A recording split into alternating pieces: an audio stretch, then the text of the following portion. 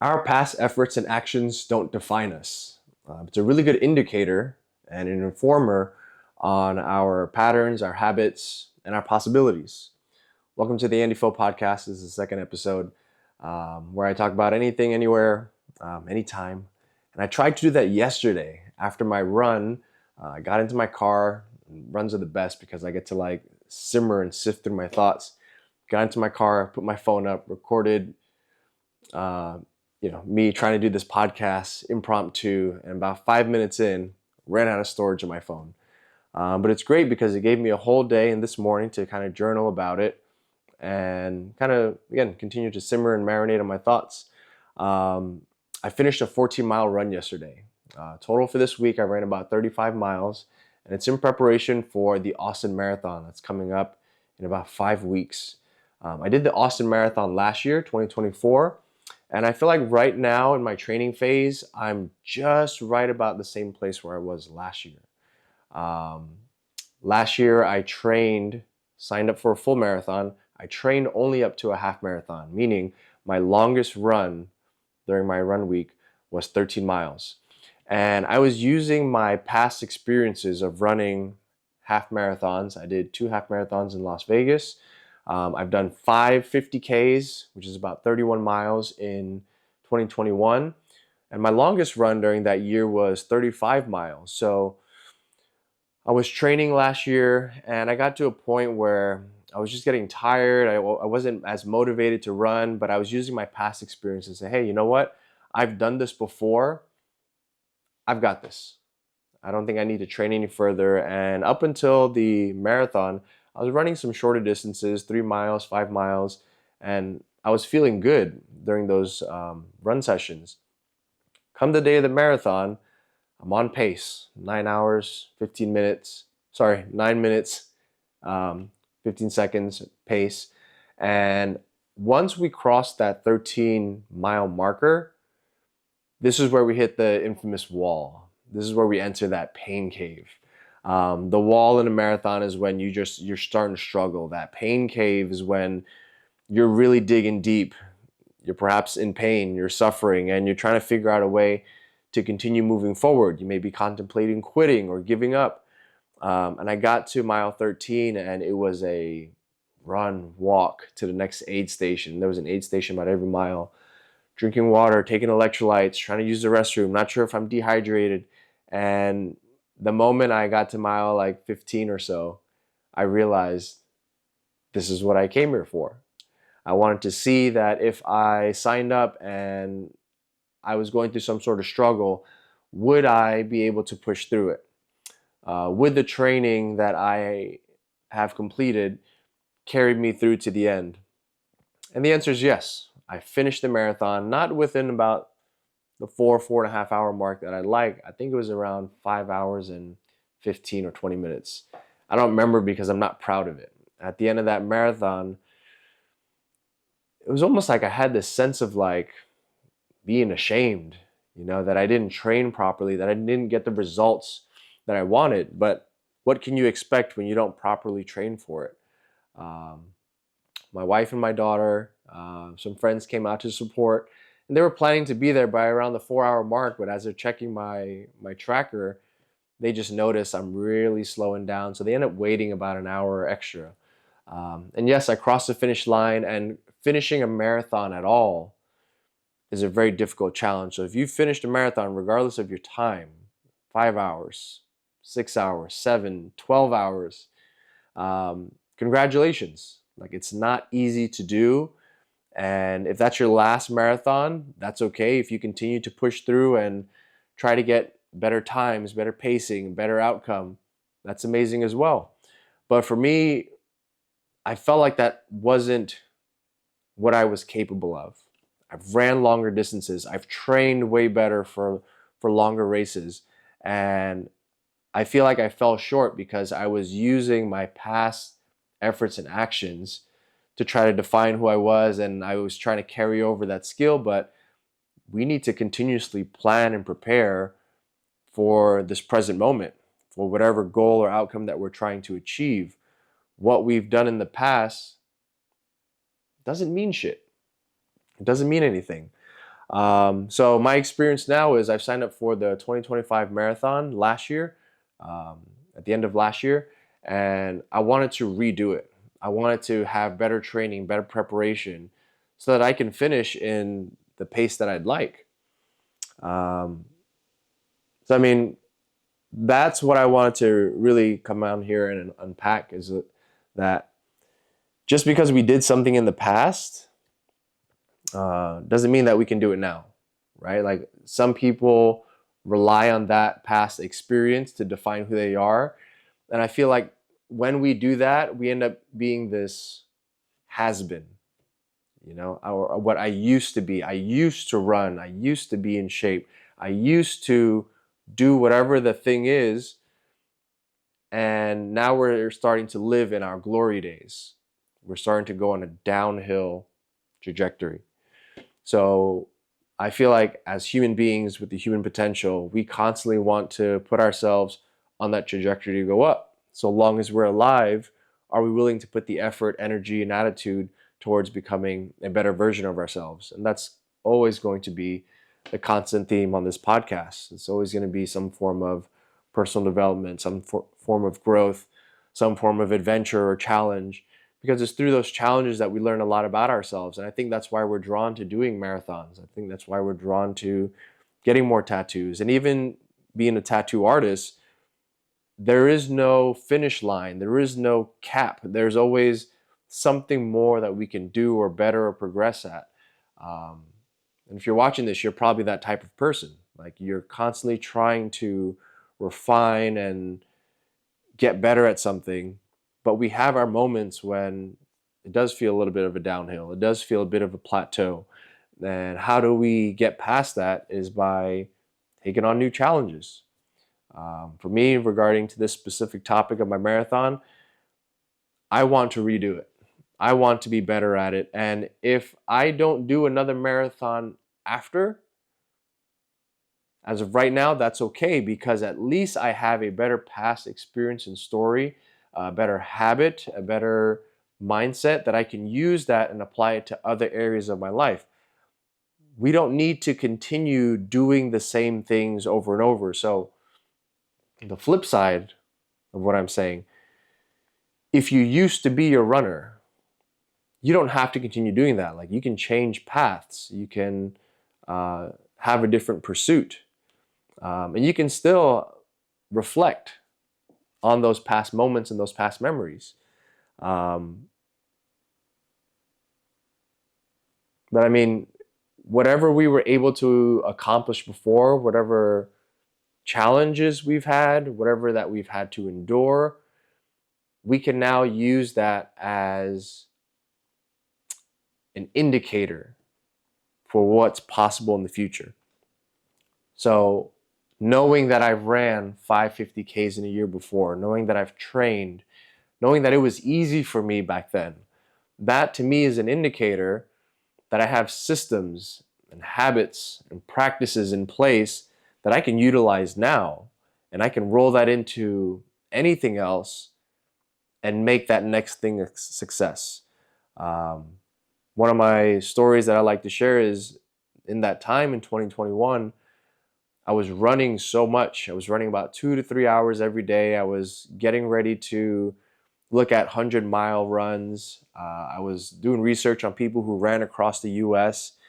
And with all that effort and energy looking into running and training, actually doing the running and training, one of the things that I kept saying during that time as I was talking to other artists, doing mentorship programs, and other artists would ask me like, so what's your aspirations? What's your goals when it comes to art, to tattooing? Like, is this it for you? Or do you have something else that you want to do?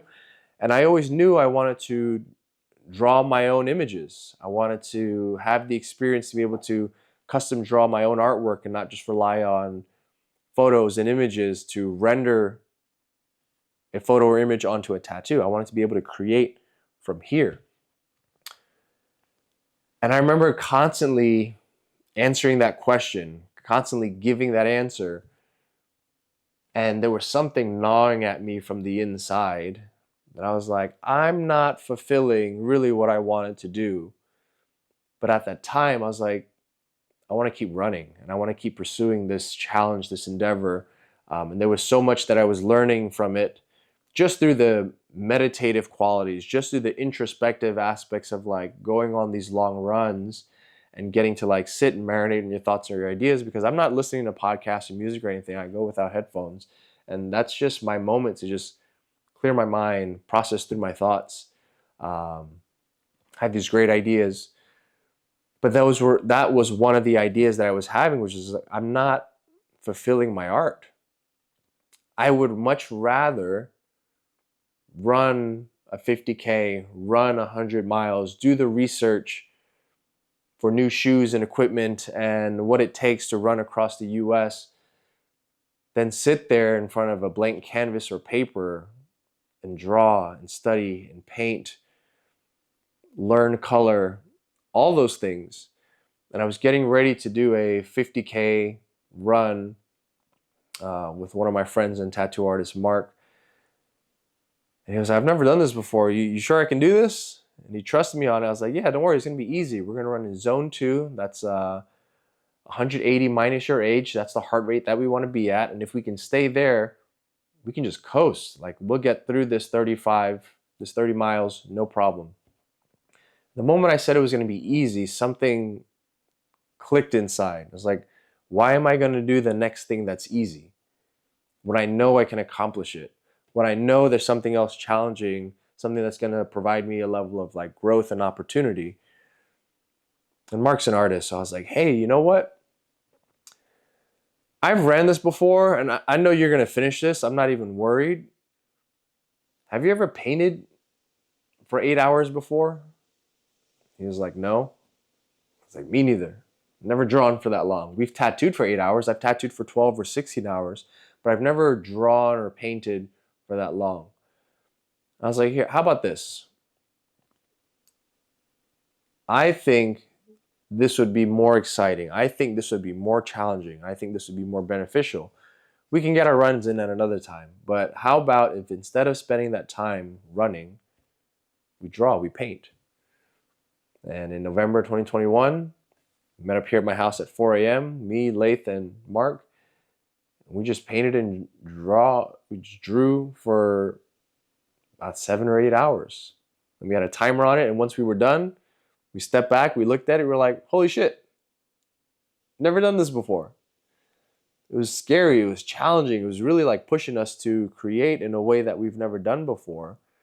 And that's the thing, is taking our past experiences, and when I say our past efforts and actions don't mean shit, it doesn't define us, we don't want to have the event itself define us. It's something that we've done. It's something that we can tell a story on. What we can use to help define us and continue to propel us forward is the efforts and actions and the lessons and the habits and the practices and the preparation for any of these events and projects and things that have happened to us or that we chose to embark on, and use that to fuel us for the next area. There's that, or I feel like some or many people do, we quit, we fail, we give up. We don't want to try harder. Like whatever we last did was so hard and challenging enough that you don't want to give that same level of effort. And again, this is that peak of your life, the highlight, your glory days.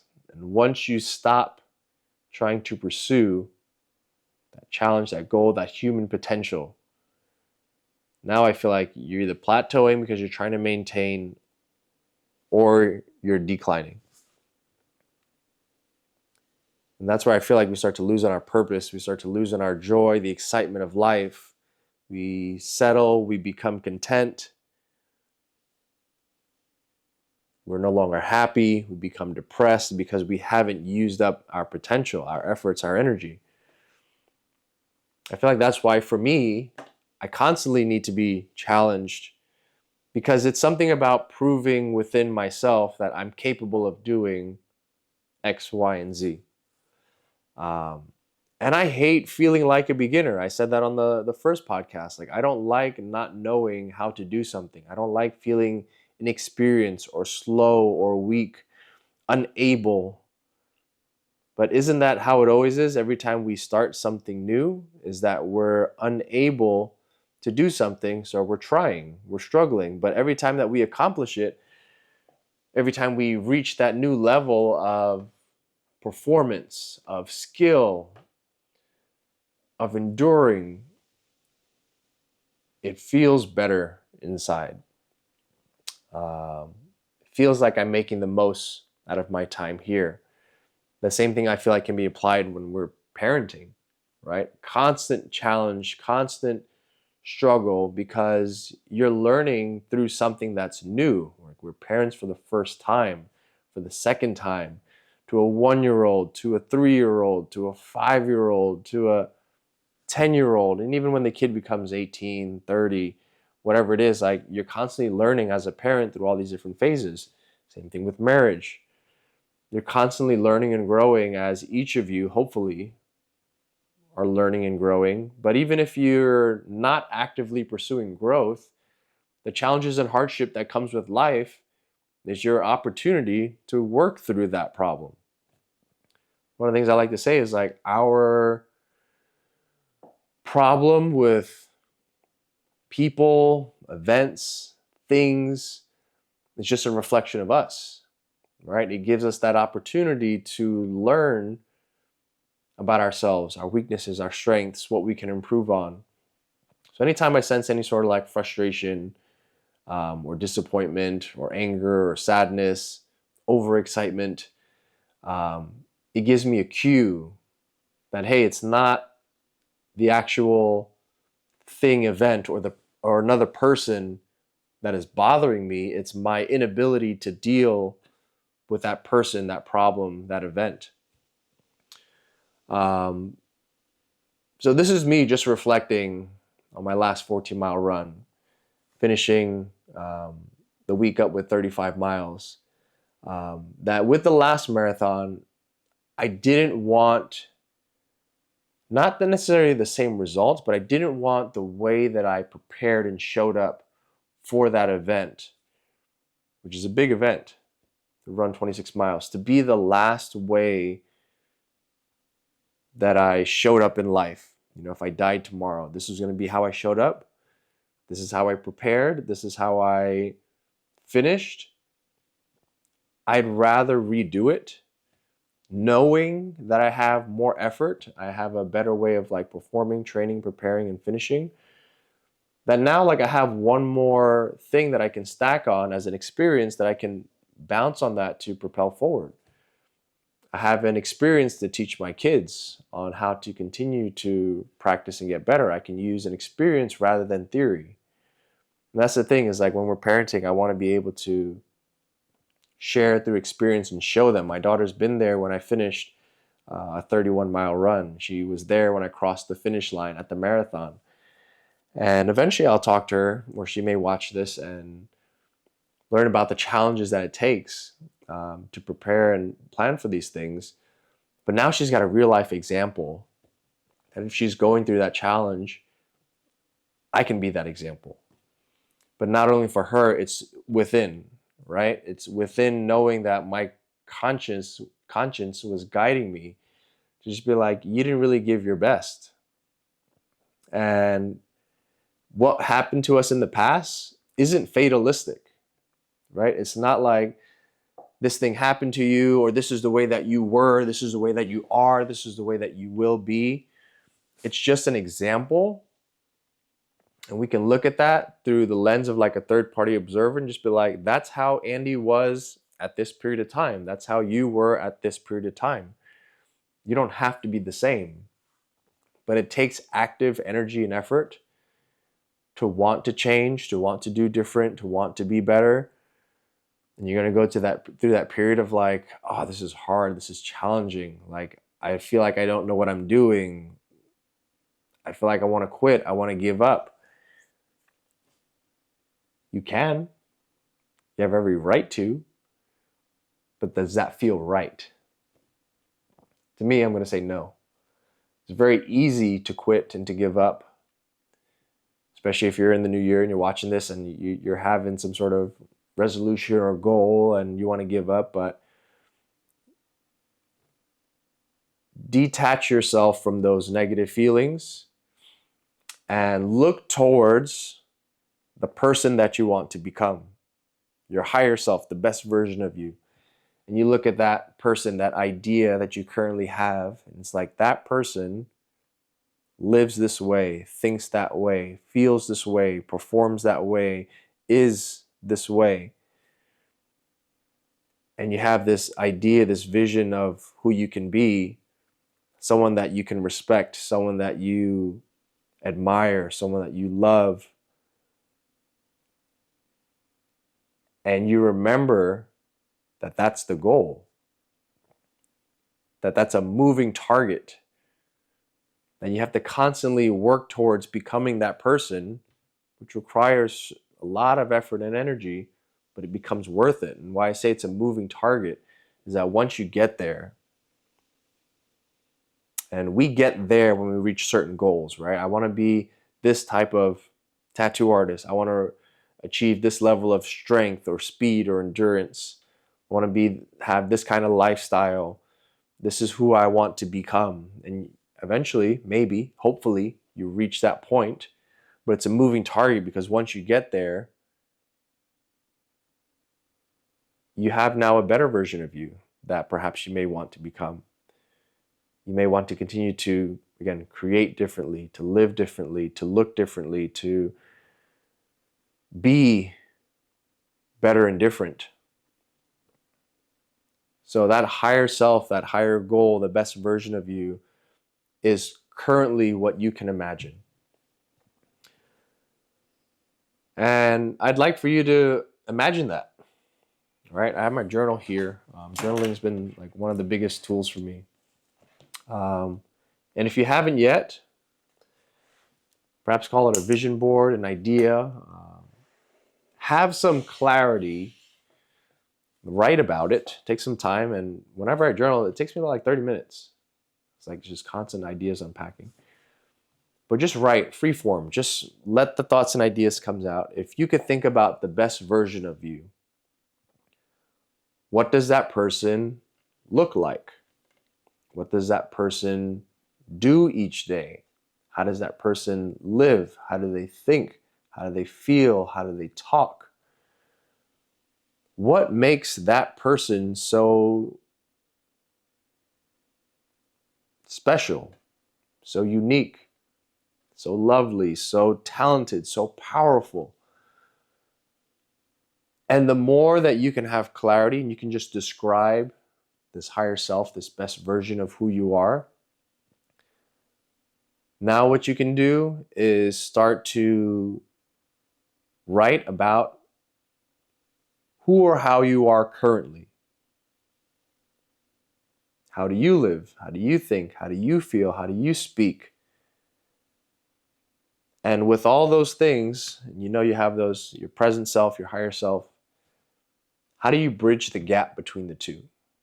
What sort of changes needs to be made in your lifestyle, in your day-to-day? What do you have to not only do, but to not do? What do you have to get rid of in your life to get you onto that path? And now what you're starting to do is think about your current efforts and actions, making adjustments to it so that you can become and do and be better. Now your efforts and actions mean something. Now it sets you on a path towards the best version of yourself, towards fulfillment, towards living a life that's more meaningful to you. I'm going to leave it right there. I hope this has been helpful for you. This is helpful for me because it gives me an opportunity to just kind of think and reflect, to share. This is where I feel most useful, is connecting with you guys. So if you found any insight, any gems, if you found this useful to you, hit the like button, hit the share button, leave a comment below. I love being able to kind of chime in and check in with people, and just helping people. So this is my way of being able to do that. Have an amazing rest of your day. I love and appreciate you. I hope you love and appreciate yourself. Take care.